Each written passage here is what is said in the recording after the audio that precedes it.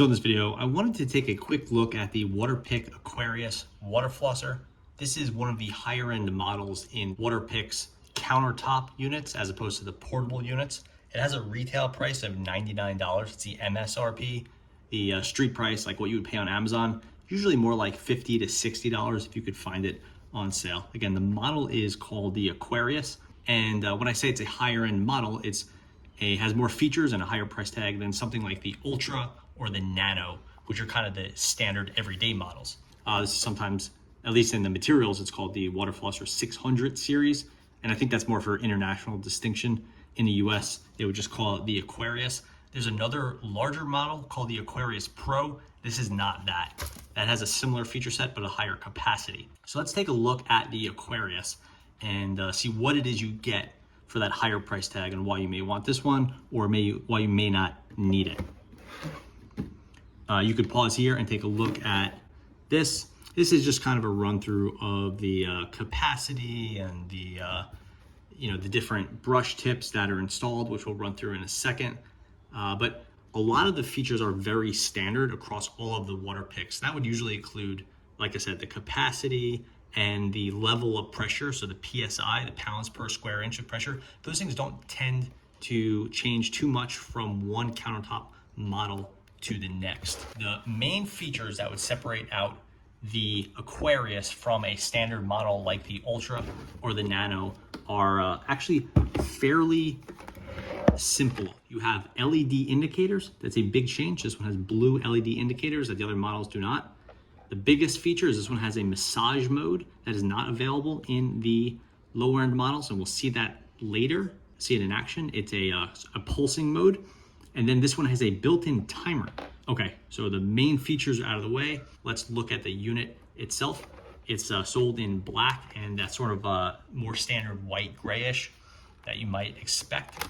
Black is obviously, gonna match some situations better. The control unit is very similar to what you would have seen before. You have your on-off button, which is a push button as opposed to a switch, and your active, non-active, also on-off. This is basically your power button. This is your on-off button. Here's your eject and the spring piece that holds in the head. This just goes in here, pushes in here. That's standard across all the models. These sort of activities we're talking about now don't really vary from one to the next. So the controls are quite similar as far as the what's in your hand and what you're holding. Here's the reservoir. As opposed to the top coming off the way it might with the Ultra, you see it turn up like this. It's a little bit higher end, may not make a big difference to you. The reservoir is removable, and you see that it stays in place. With the Ultra, this top piece comes off and it kind of falls all the time. Here you have the standalone reservoir, put it back in place. We could look in here, you can see that little valve right there. Put this down, pushes in place, and this reinforces it being pushed down, which you can push down here, and it kind of cantilevers into place. Here are your controls, power button. This is for changing your mode between floss and massage mode. Here is your pressure dial from basically 0 up to full pressure, which is 10. Again, it has the same PSI as the lower end models. That's not something that's gonna change. Nothing on the back aside from these little bubbles here, which is just to look nice. And it has some rubber feet on the bottom. The unit is a little bit smaller than some of the other models, but has a similar capacity. The cord length here is basically the same power cord adapter. It has a US power cord, so no real distinctions there. Okay, let's take a look at the tips you get. You get 3 of these. This is called your classic jet tip. It's basically the standard, generally used everyday tip. The nice thing about these and getting 3 of them is they have a color indicator, gray, white, and black. It's the same thing, just with a different color band. That is how you differentiate between the one you're using or someone else in your family's using. Or maybe you want to switch every couple days and clean them out, whatever you want. You have 3 of them. Next up, you have standard toothbrush. That's this right here. Quite nice, one of the more useful ones. Then you have this. This is the one you want to only use at the lowest pressure setting, and this is called the pick pocket. This is for getting into, they call them periodontal pockets, basically within your gums. You want to be careful using this and only put it on the low setting. Then you have your orthodontic tip. This has a little set of brushes at the end, or a little brush at the end. This is more for braces, but it's also good for general use. And then we have they call this one the plaque seeker.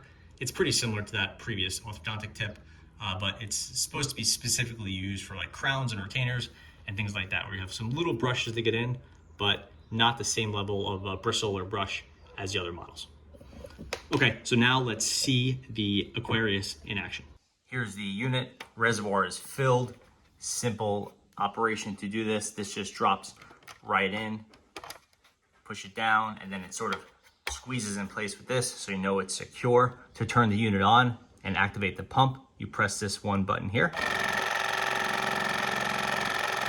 There's a second button. This is what will switch you between the two modes. You have your floss mode and your massage mode. We'll see those in a second. And the on-off switch for the water is right here on the handle. To operate it, you have to put the pump on and then push this on, which we'll see in a second. Here is your power dial. This is the level of water pressure. You want to start off on 1 here and then move it up until the desired pressure setting. 10 is a lot of pressure, which we'll see in a second. There is a timer built in, and the timer is a little bit confusing because there's no indications here or anything like that. What happens is after 30 seconds of operation, the motor will pulse. You'll feel it sort of pause for a second, and that's this thing, the unit saying, okay, it's been 30 seconds. You could turn the timer off if you want. You do that by holding the this mode button for 2 to 3 seconds when the unit is plugged in, but otherwise off. We don't need to do that now. We'll just want to see the operation. So we'll turn it on, and you'll hear the pump at rest. The pump will change in volume as you turn it up, whether the water is going out or not. So we'll start low and go high. It's the resting for the pump at 1, 5, and 10. Putting it back to 1, and we will go ahead and see the pumping operation, the spraying operation rather.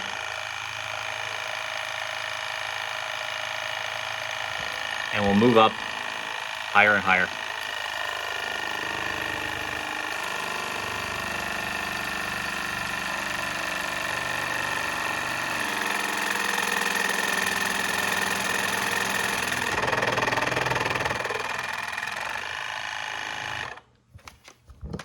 To switch the tip, as we have seen in the previous videos, you just push this little piece up here, and we will use the toothbrush tip here for demonstrative purposes. It locks in, push it on, and you can see the jet coming from your toothbrush. Okay, so now we're going to check out the massage mode. This is like a pulsing mode that it has. The lower end models do not have the timer or the massage mode.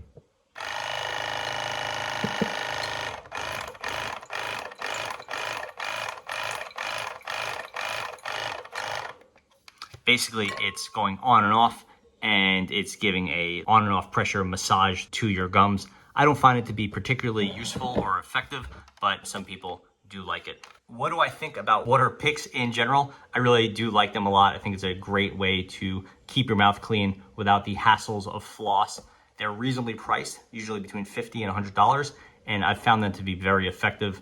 My dentist and most of the dentists I've talked to, and orthodontists as well, do recommend them, so I think it's a very useful tool.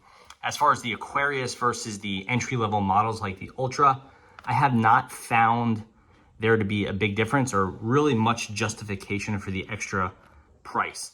The timer I don't find to be very useful. It's pretty easy to figure out when your mouth is clean, or to estimate around a minute, whatever you need. And then I do not really enjoy the massage mode. I don't think it's really, it doesn't turn this into a fun or entertaining activity. So my gums haven't had any problems, and I don't feel like they need a massage, but perhaps that's just me. And then with the same basic specifications as far as capacity and water pressure and things like that as a $50 model, I haven't found the Aquarius to be worth the extra money. It's smaller and it looks nicer. It's like aesthetically, it's more pleasing, and I do like the reservoir system better, but I think you're better off saving your money buying a model around the $50 or $60, that entry-level price point, but still get a tabletop or get a countertop model. Don't get a portable model. I don't like those, but I would definitely recommend buying one of the entry-level units, which essentially you're getting the same thing. The motor and all the internals are the same. The pressure and the settings are all the same. You're just missing out on massage mode and then the timer, both of which I feel like have very limited impact on the ultimate results you're going to get. So that pretty much covers it with the Waterpik Aquarius water flosser. Thanks for watching.